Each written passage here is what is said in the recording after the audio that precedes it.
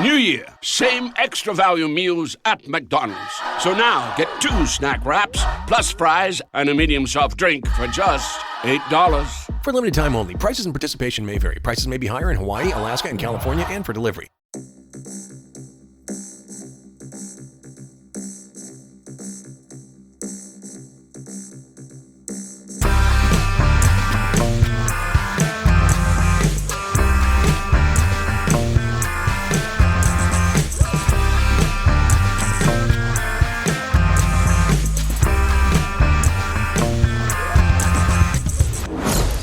Hello and welcome to Unequal Sequel. Extra. I was going to try and come up with something witty off the spot. Oh, something about or temples. Bone Temple in and Tomb Raider in was going to be mixed together. And what did I come out with? Nothing. Nothing. That's how we start reviews for 2026. We're off and running. How's it feel? So far, so good. Yes, everyone, welcome to. We officially started the 2026 review hunt for sequels, prequels, and remakes, and all that jazz. We are off to a strong start. We are excited because January. We are in January. I just we have to are. remind myself. It's January. Are normally quite barren with. Good sequels or even sequels or anything. They're normally just littered with like Jason Statham movies. And don't worry, true. There is one coming called Shelter in the next couple of weeks. Really? Don't think you're not going to get January without a Jason Statham film. Saw a thing online where it said that the UK is sending one soldier to Greenland, essentially, in its initial trip. And then someone's put on there, this sounds like a Jason Statham movie.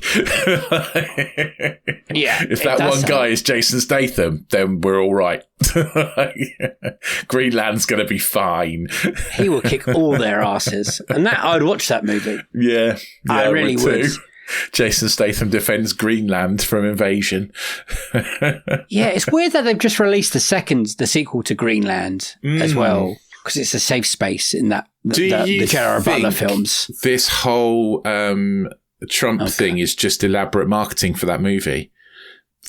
Yeah, it'd be amazing.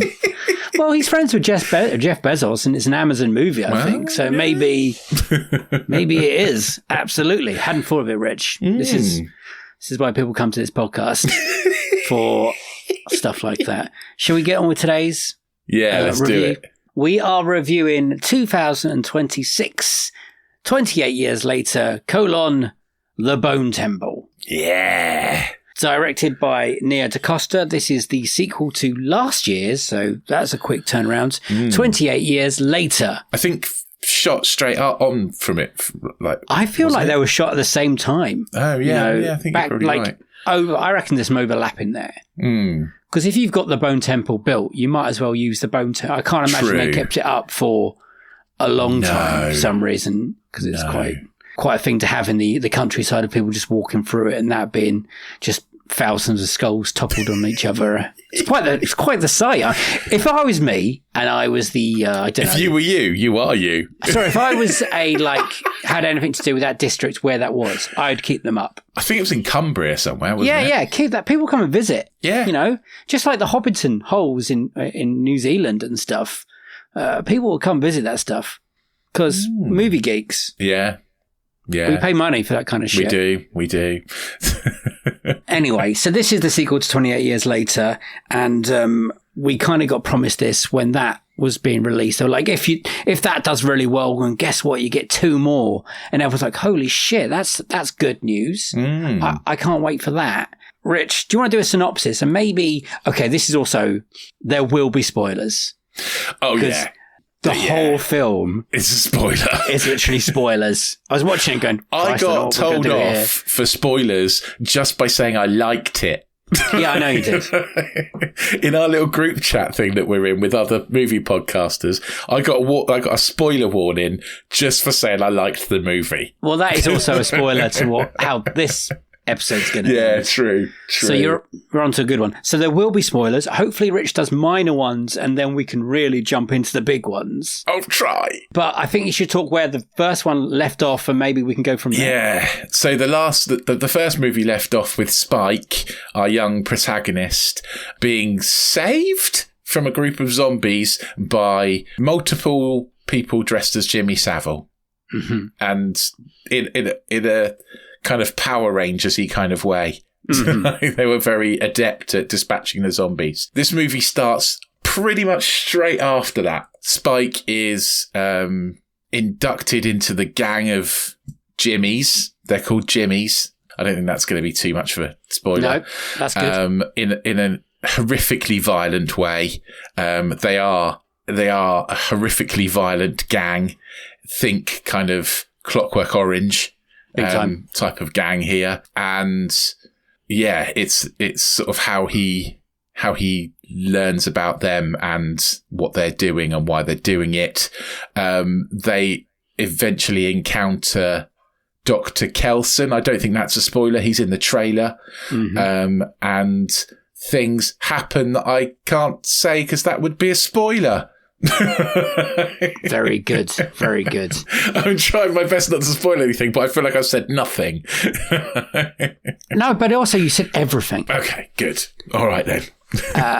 Yes, it does carry on from 28 years later pretty much instantly. If you didn't like the end of that film and you thought, why is that kind of like that? Then I don't think you need to worry. No. Because it's not filmed like that. No, it isn't. There's none of this ultra-realistic ninja-y stuff.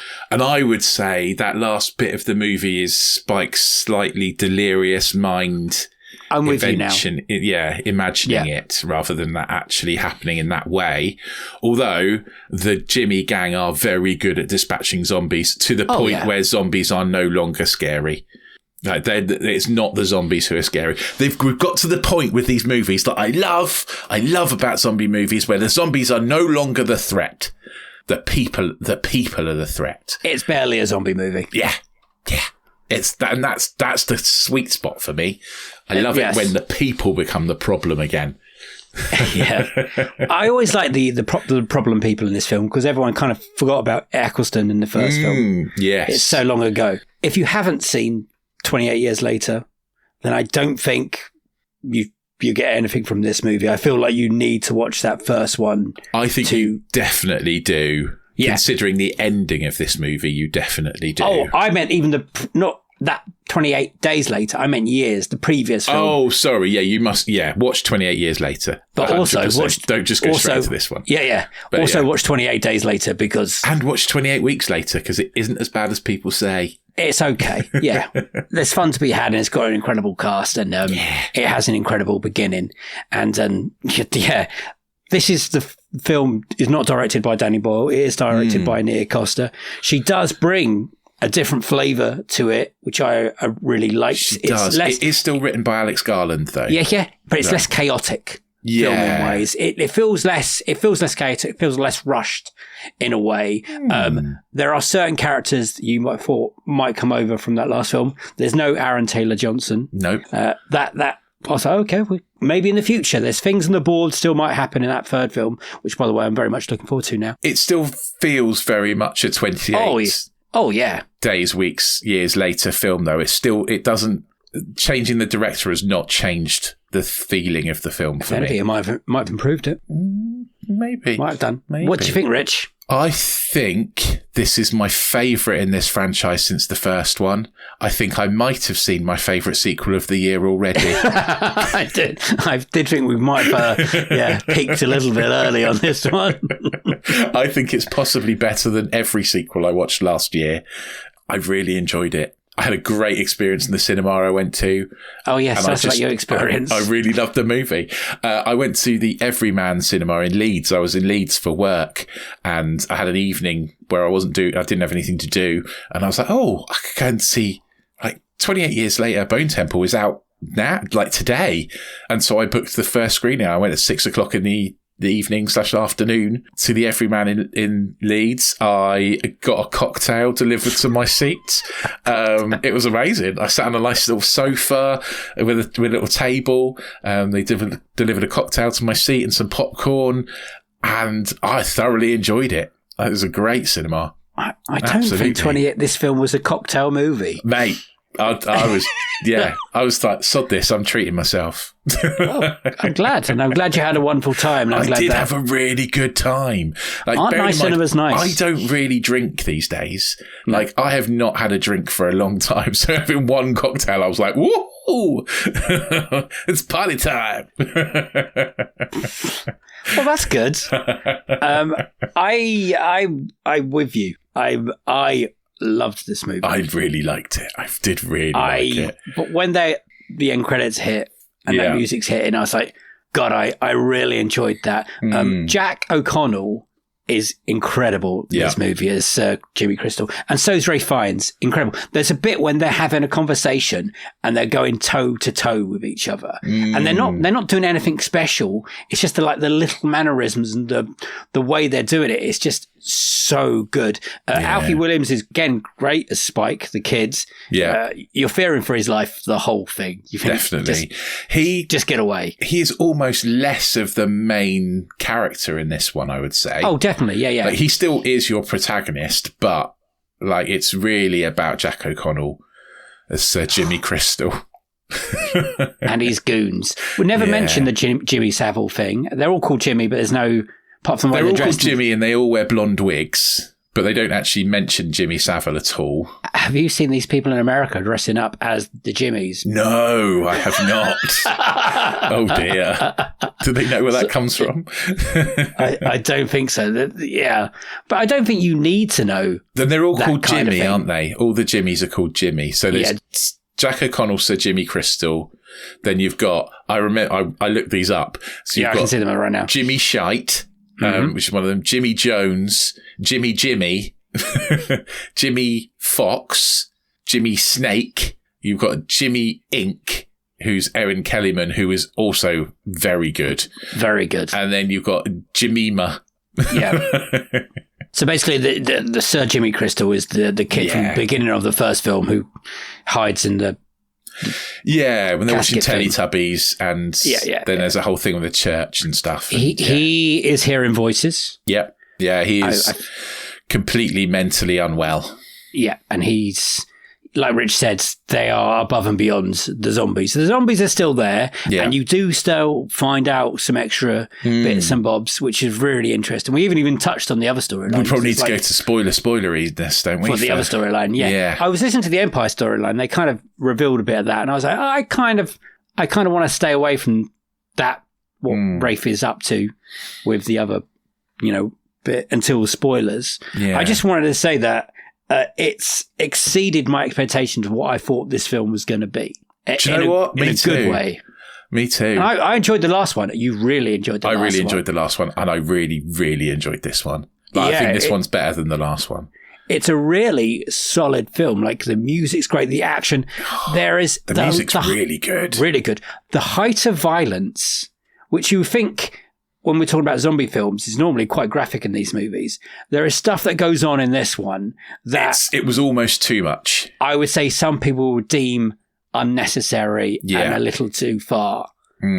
But it does carry and help what those characters are doing in a way. And it is hard to watch. It is, In a way, I wasn't as scared as I normally are with zombie films. I jumped twice. I missed the jumps, Rich. I jumped twice, Dave. That is unheard of. I don't jump twice in horror movies. Normally you get me once. Twice it got me. Yeah, I jumped a couple of times, and I was leaning way forwards. Yeah. I was really into it. I was like, this is good. Okay, so let's do some spoilers, because I think we're about that time now. Let's do some spoilers quickly. So spoiler spotting. Yeah. We're going down. We're going to see some spoilers. So if you haven't seen 28 Years Later, Bone Temple, turn off now. But if you have, here we go. Yeah. Go on then. So, spoilers. We've got to talk about Dr. Kelson, haven't we? We've got to talk about Ralph Fiennes and his work that he's doing with Samson, the Alpha. I don't know if it's because Samson is an alpha that this works.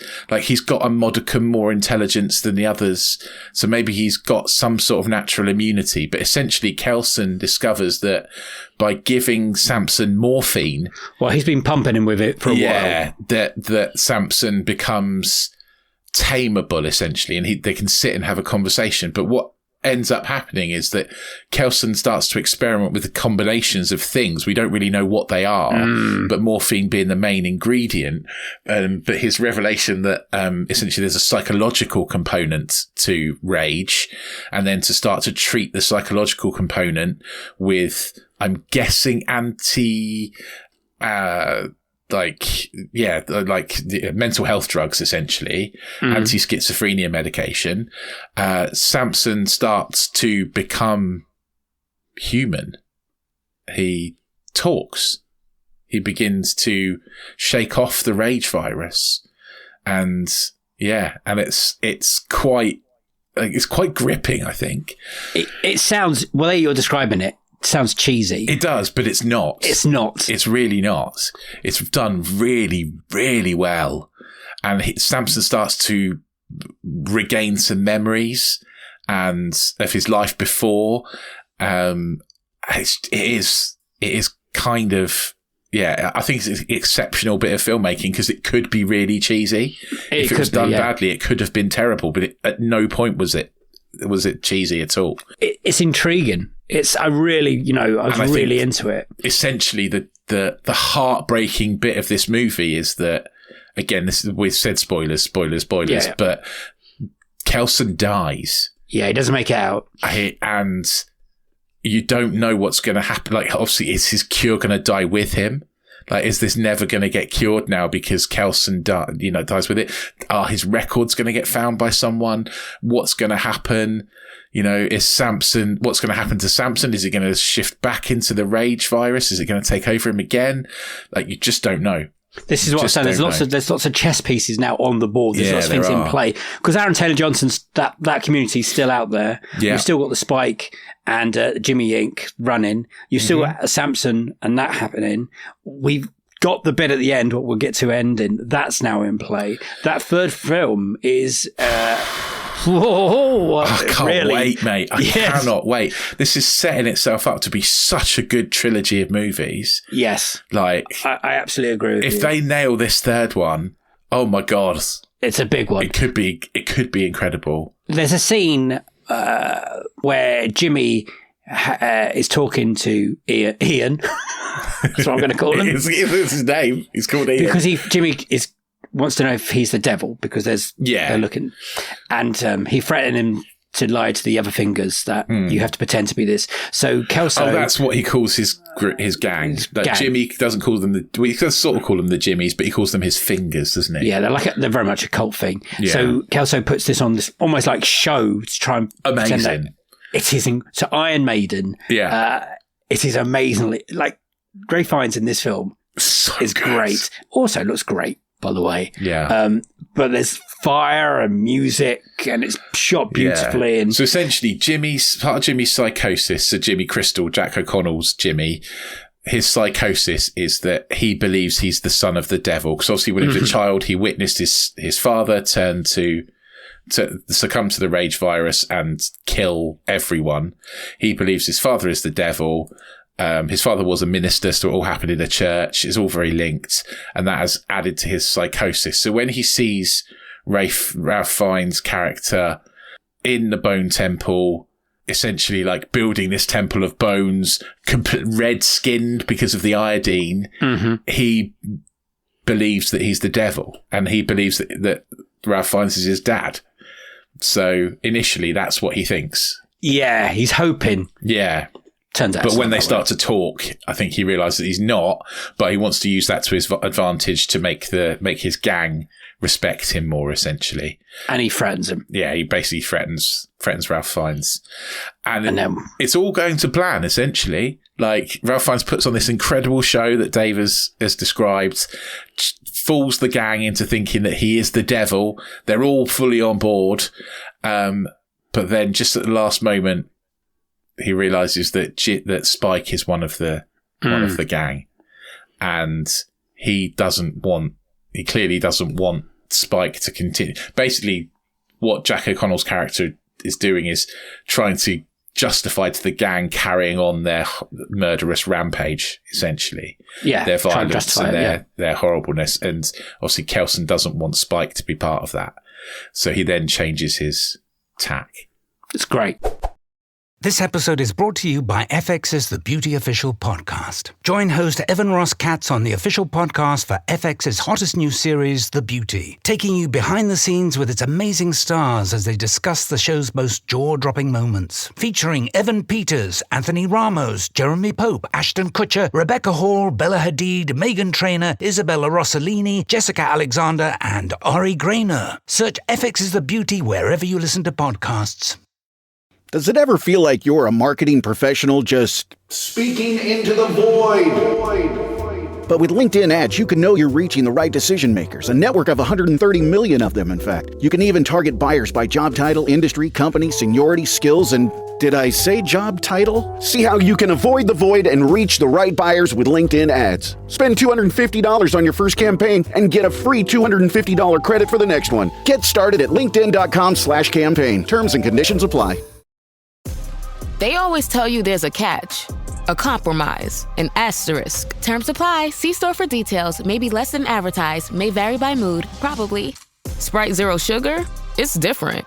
It's the lemon lime flavored refreshment you want with zero sugar. So, no fast voice? No caveats. Just refreshment. This is Sprite Zero Sugar. Obey your thirst. The ending, there has been a lot of conversation about if we ever see Cillian Murphy again in his movies. The answer to that is yes. He's not credited, thank God, in anything. No. It's a lovely surprise if you try to stay away from it, but if you listen to it now, he's there. He's got us a daughter, I guess, at some point with the Naomi Harris character. I would imagine so, yeah. As implied. And it is left with them, they're talking about having exams. Yeah, I think that's really cute. That he's like, this might come up in the exam, and she's like, "You set the exam, Dad." Yeah. Then they hear some noises, and then they see Spike and Jimmy Ink running from, and they're like, "Shall we help?" And they say yes, and that's where the film ends. And then the 28 days later plays music, which is an incredible.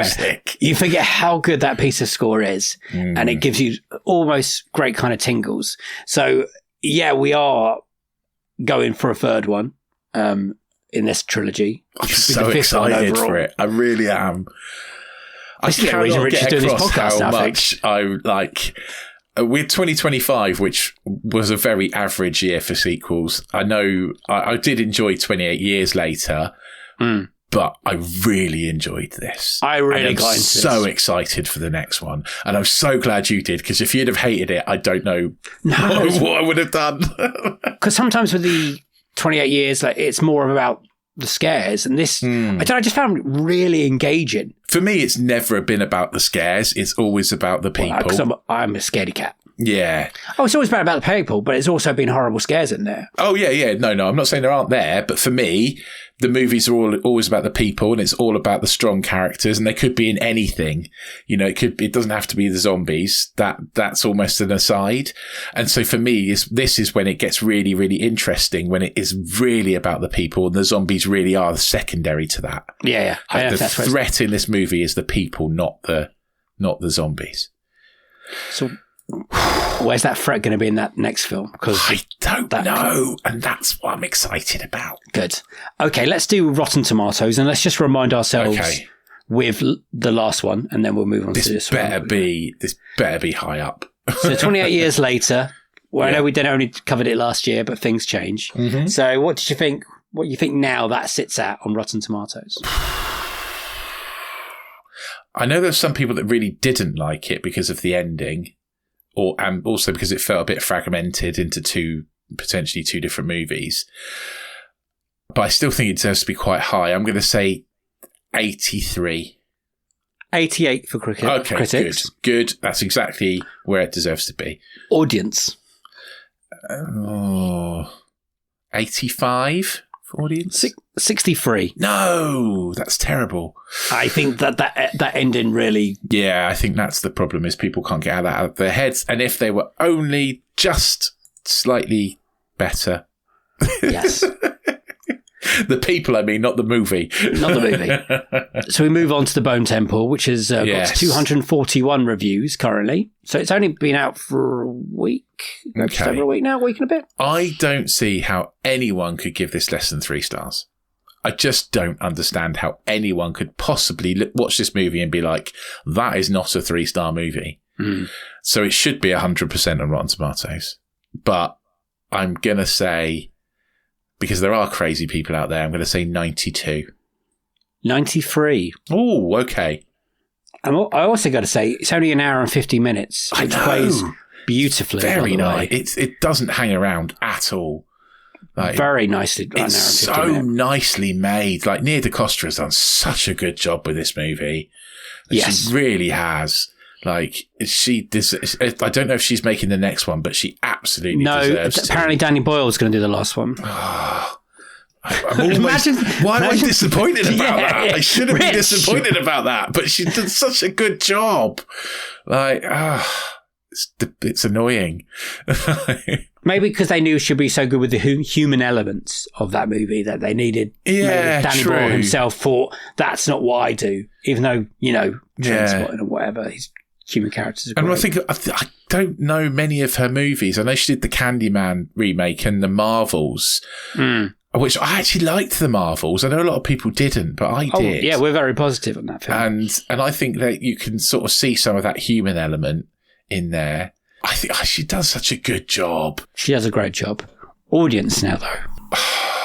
This is so hard because that first one is so much lower. 1,000+ ratings, apparently. So I'm going to put it where I think it should be, which is 96. Audience. That's where it should be, but it's not going to be. It's going to be more like 89%. I was there. Hang on, don't finish yet. I thought the pause you allow me to jump in. No, 89%, okay. 89%, which is much better. Absolutely, much more positive. I know. I've also realised I forgot to read out some critic comments, so you're going to get critics and audience in this point. So I am positive. If DaCosta is brilliant, he's known for how to remain faithful to the story and let Fiennes swan around as much as he wants. He transforms some truly astonishing and dangerous scenes into pure comedy. Absolutely true. Yeah. If 28 years later invokes Boyle's punk spirit, The Bone Temple is, as its title suggests, mental as fuck. Yes, but it's mostly about mental illness. Yeah. In every that's the running theme through both storylines, essentially, is mental illness. And the idea that rage is a mental illness is very interesting. Positive. What we find here is a tale of science versus faith, of humanity versus ego, of memento mori versus cult of personality. Oh, it's deep, isn't it? That is deep. I've seen 28 years later, The Bone Temple, and I'm pleased to say this film rips. Excellent. Good. Nice review. Negative. 28 years later, The Bone Temple doesn't expand upon the world of its predecessors and undermines the complex emotions laid out in the franchise's return. Are you mad? No, fully disagree. I don't think you understand what you're commenting on in that. No. I don't see how it undermines anything. No. Positive. Nia DaCosta pushes the saga into stranger, riskier territory where faith, violence, and belief collide in unsettling ways. It's very good.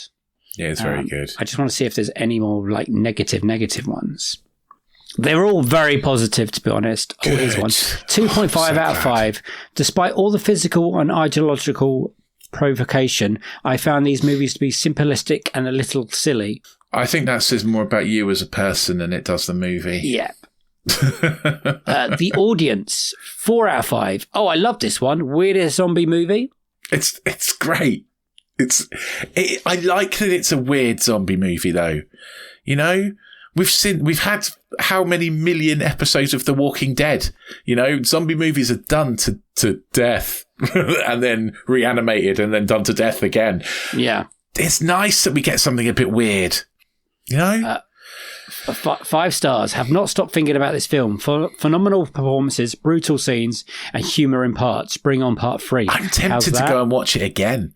I was nearly going to offer, do you want to come watch it with me again last night? But, Yeah, I had my boy, so I wouldn't have been able to, unfortunately. But, yeah. 4 out of 5. It's good, but I feel like they could have just made one big series.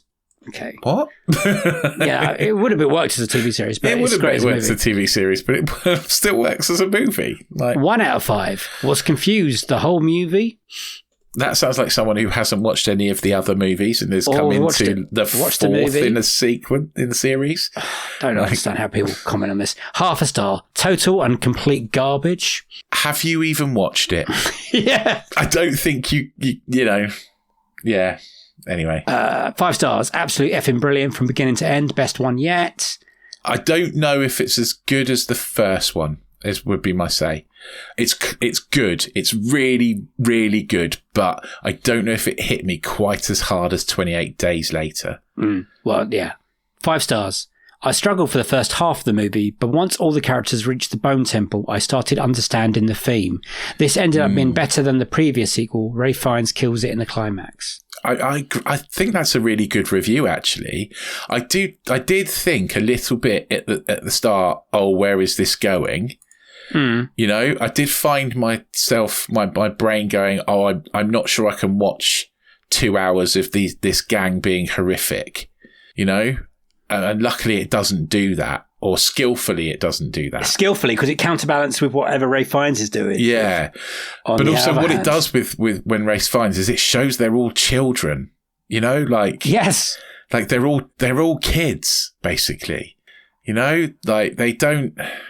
Yeah, it's they're doing these horrific things, but they're also not fully developed adults. They're all quite innocent still, which is a weird thing to say, being as they've just skinned people alive, Yeah. Yes. What would you rate it? We got to rate it out of 7 and unequal sequel on yes or no. 6.5 out of 7.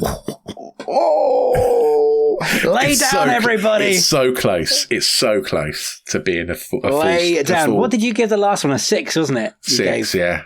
It's a 6.5 out of 7. We are coming out of the traps big, 2026. And I think it only loses that half a star just because it feels like Spike is slightly secondary as a character.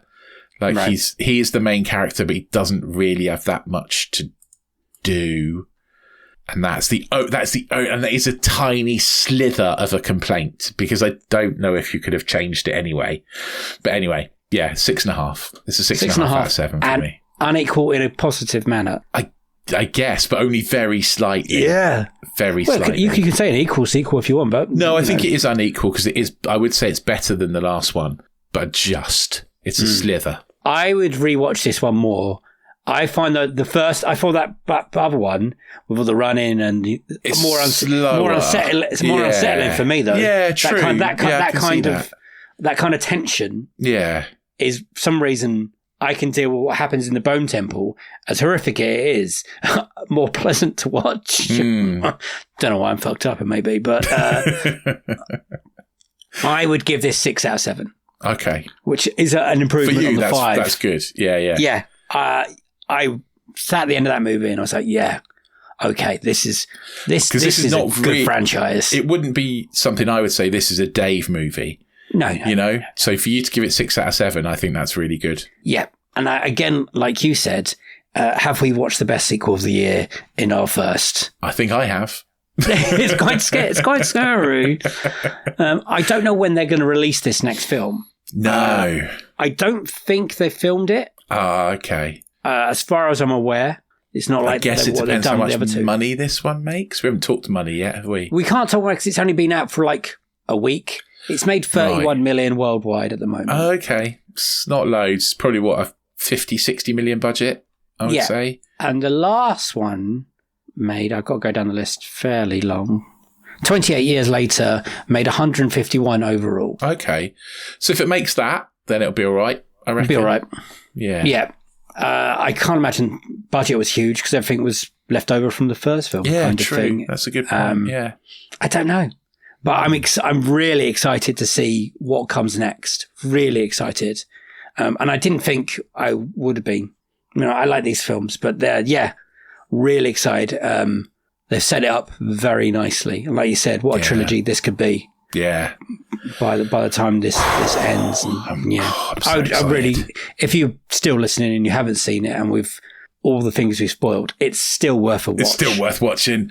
You should definitely go and watch it, and you should tell us what you think about it. I want to know if it's just me and Dave who love this movie, and I hope it isn't. I hope you all love it as well, and I hope lots of people go and see it and it makes lots of money and we get that third one really soon.